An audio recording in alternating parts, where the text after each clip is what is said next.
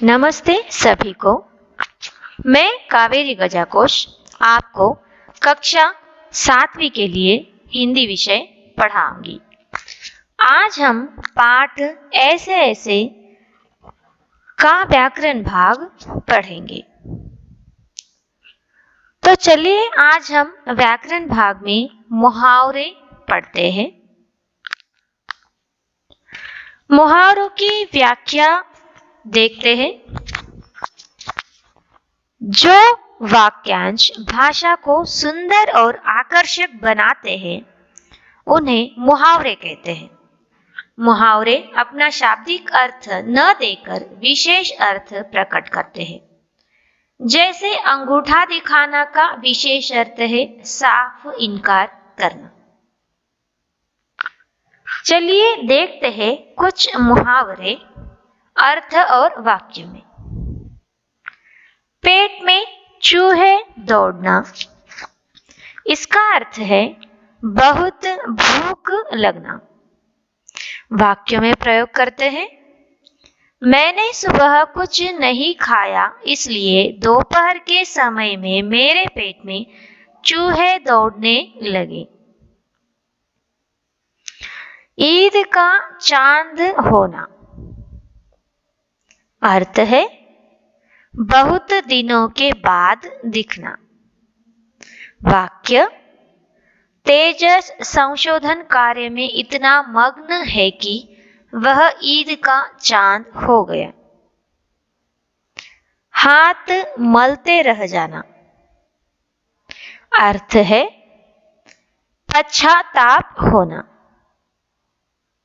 वाक्य विजय ने काव्या से दोस्ती तोड़ी, इस बात का उसको पश्चाताप हुआ।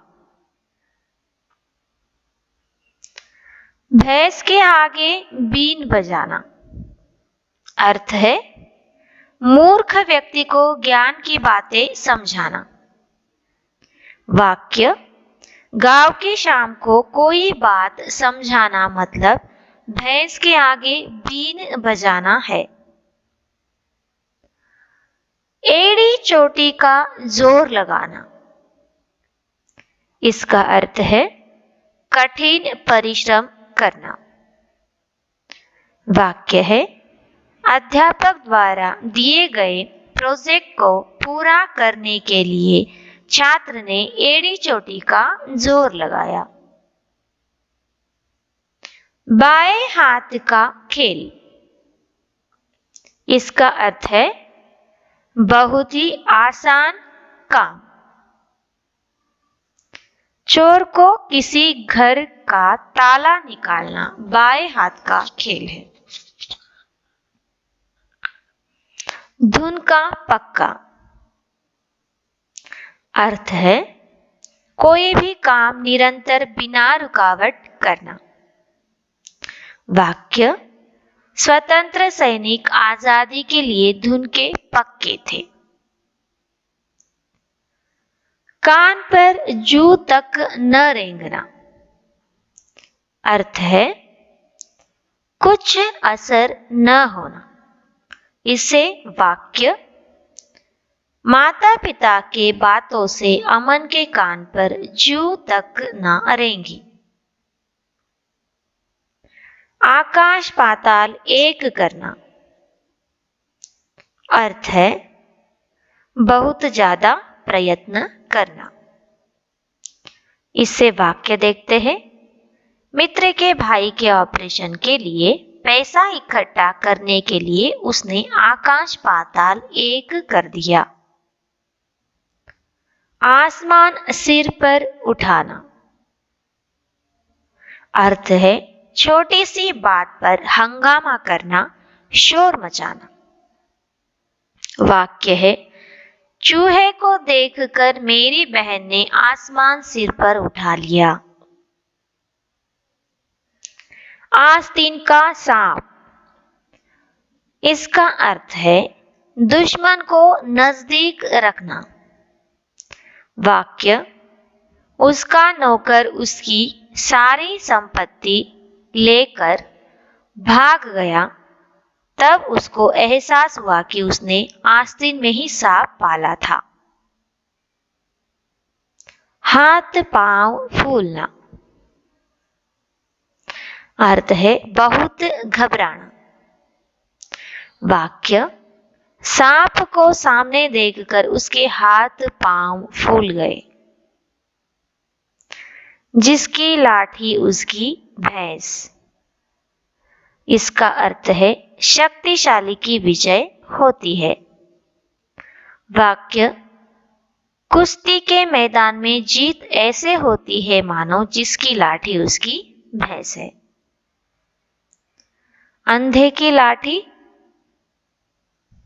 अर्थ है बेसहारा को सहारा बनना।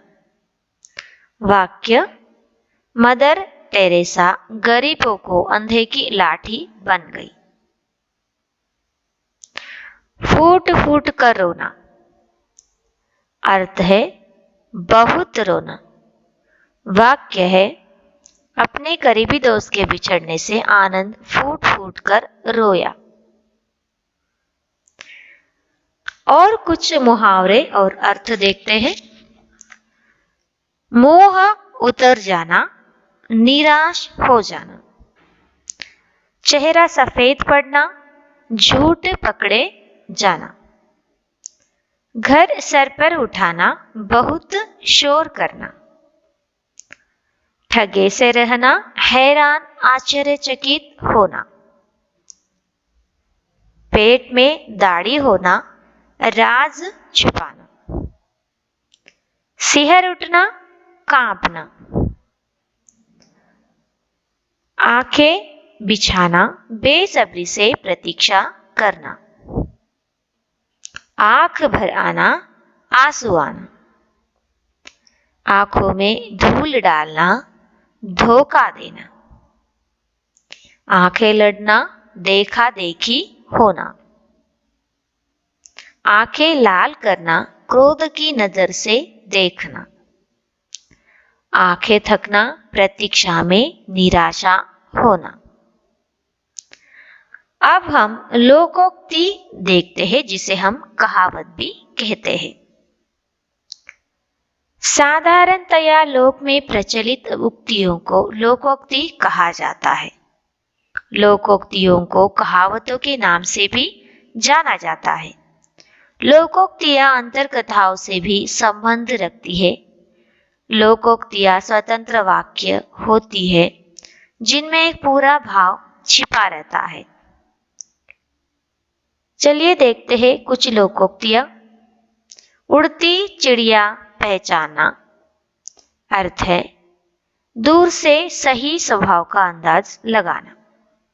वाक्य, वह इतना अनुभवी है कि उसे उड़ती चिड़िया पहचानने में देर नहीं लगती। अपने मुंह मियां मिट्ठू बनना, अर्थ है अपनी तारीफ खुद करना। वाक्य, रोहन हमेशा अपने मुंह मिट्ठू बनता है। धोबी का कुत्ता न घर का न घाट का, अर्थ है कहीं का भी न रहना। उससे बना वाक्य, रमेश दोनों घर के काम करके उसे लगने लगा धोबी का कुत्ता न घर का न घाट का। उल्टा चोर कोतवाल को डांटे, अर्थ है अपना अपराध औरों पर डालना। वाक्य, विजय ने गलती की मगर इस तरह से मित्र को बोल रहा था कि सबको लगा उल्टा चोर कोतवाल को डांट रहा है। एक म्यान में दो तलवार, अर्थ है एक से अधिक काम को एक ही व्यक्ति द्वारा करना। वाक्य, रोहन ने अपने मित्र से कहा, अगर तुम जैसे दोस्ती छोड़ोगे तो मैं तुम्हारा मित्र बनूंगा, क्योंकि एक म्यान में दो तलवारें नहीं रह सकती। सर सलामत तो पगड़ी हजार। सर सलामत तो पगड़ी हजार, इसका अर्थ है हमारे शरीर का स्वास्थ्य अच्छा रहा तो हम कोई भी काम कर सकते हैं। वाक्य: भाई ने कहा कि इतना काम करके मरना है क्या, समझो सर सलामत तो पगड़ी 1000। अब आया ऊंट पहाड़ के नीचे। अर्थ: सही स्वभाव या औकात में आना। वाक्य: मित्रों से बड़ी बड़ी बातें करने वाला सभा में न बोल पाया, इसलिए उसने माफी मांगी तो मित्रों ने कहा, अब आया ऊंट पहाड़ के नीचे। गृह कार्य देखते हैं। अभ्यास किए गए मुहावरे और लोकोक्तियों को समझकर अपनी कॉपी में लिखिए। धन्यवाद।